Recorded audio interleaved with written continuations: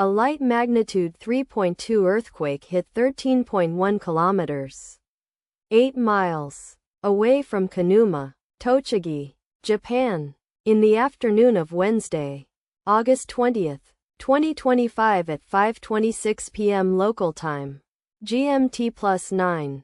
The depth of the quake could not be determined, but is assumed to be shallow. The quake was reported felt by some people near the epicenter. First to report, Raspberry shake after 7 minutes. The earthquake occurred 5 days after a magnitude 3.3 earthquake had hit on Saturday, August 16, 2025, at 3:25 a.m. GMT+9 local time, in 87 kilometers, 54 miles, distance to the northeast. Data source from Volcano Discovery.